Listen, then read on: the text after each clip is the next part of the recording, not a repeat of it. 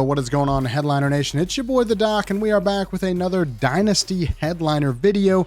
This week, we're starting a brand new series where I break down some of the sleepers that I think you need to be picking up and paying attention to in your Dynasty leagues, in your Dynasty startups.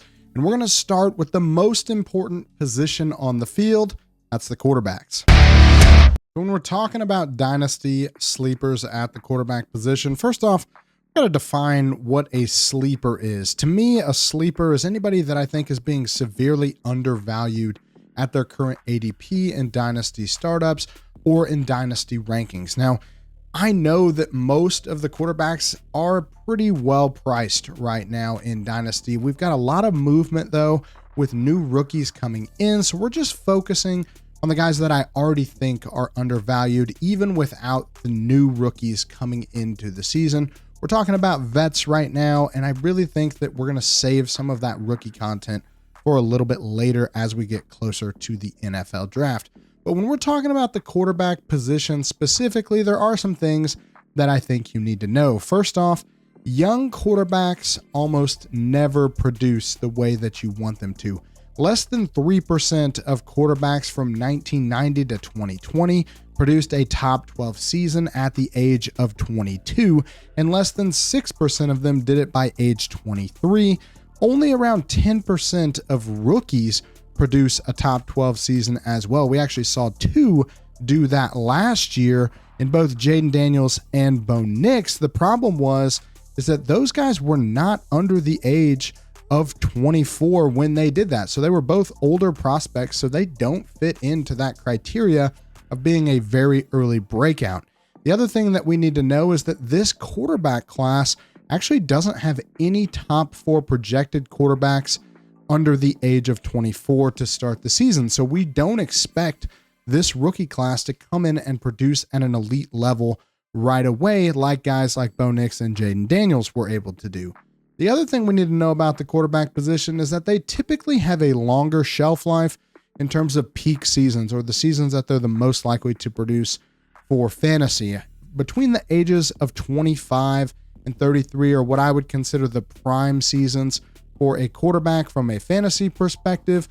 Nearly 70% of quarterbacks have their best career season between those ages. And the last thing that we need to talk about is that young quarterbacks who can run are becoming more and more valuable in fantasy football. Of the quarterbacks that are under 25 who managed a top 12 season, 62% of them rushed for over 300 yards while doing so.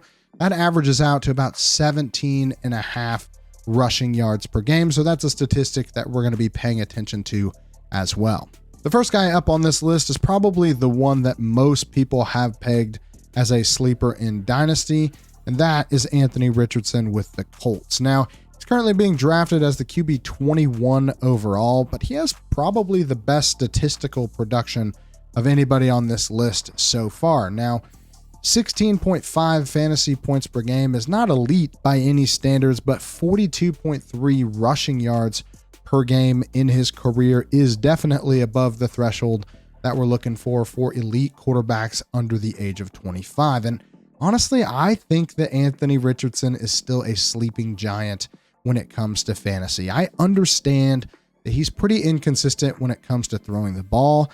I understand that his injury history is beginning to stack up a little bit, and it makes people question if he's ever going to be healthy enough to actually produce for their fantasy teams. And I get those arguments, but I just can't shake the fact that if he does manage to play a full season as the starter, he could be really special for fantasy. He's slipped outside of the top 20 quarterbacks in Dynasty, despite being younger than all but 2 of the quarterbacks on the list ahead of him. And he's probably going to fall behind a couple of the rookies after the NFL draft. And I think this is crazy considering that he was being drafted inside the first 2 rounds of startups this time last year. People were buying the hype last year and now seem to be completely off of it. But the good news is there's still a lot of time for him to round out his form and really improve his accuracy and possibly his health issues. He's incredibly young. He's not even 23 years old yet. and he's got 10 rushing touchdowns in just 15 career games played. So we know that rushing ceiling is there the way that we expect it to be. Perhaps the biggest thing holding Anthony Richardson back right now is the fact that I don't know if his team really believes in him as much as I do.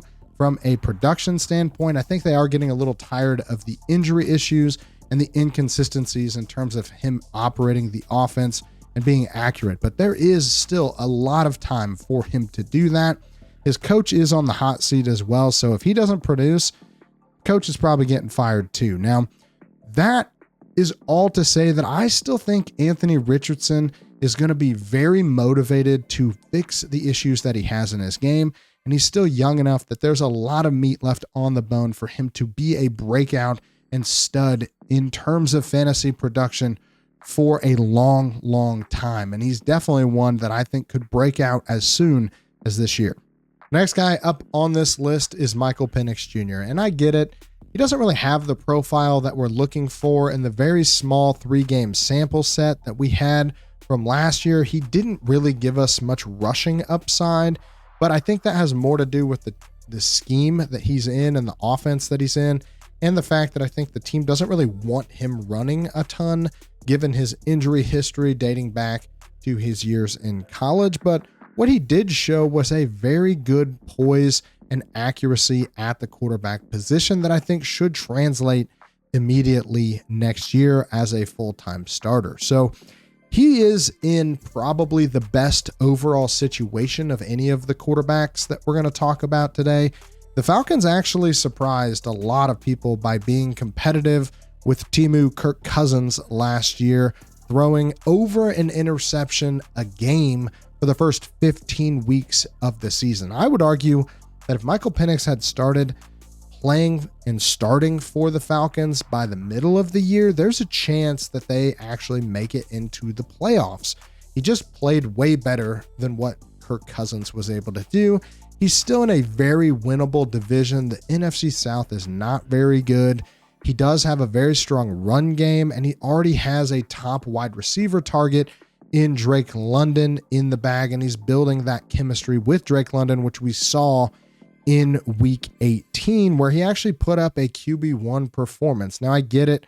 Week 18, the numbers are skewed, but he was playing for a chance to make it into the playoffs, and he played very well in that game and was able to produce. So if he can take some of that and carry it over into this year, I think that there's a good chance that we see Michael Penix produce above the quarterback 20 level that we're seeing him being drafted at. Before we get into the last quarterback in the video, I just want to take a minute and thank our friends over at SeatGeek for sponsoring this video. SeatGeek is the #1 rated ticketing app on the planet right now. It's got over 70,000 events that you can choose from. And the thing that I love about SeatGeek is that they actually rate every single seat on the app on a scale from 1 to 10. So you know the quality of the seat that you're getting in before you ever actually sit down in it. And our friends at SeatGeek have given Headliner Nation a great deal. If you use the code HEADLINERS, you get $20 off your first purchase on SeatGeek. So get $20 off. Just use the code HEADLINERS to get a great deal over at SeatGeek. I want to thank them again for sponsoring this week's video. All right, for the last guy on the list today, I'm going to take you back to week 18 last season. And do you guys know who the #1 quarterback was in week 18?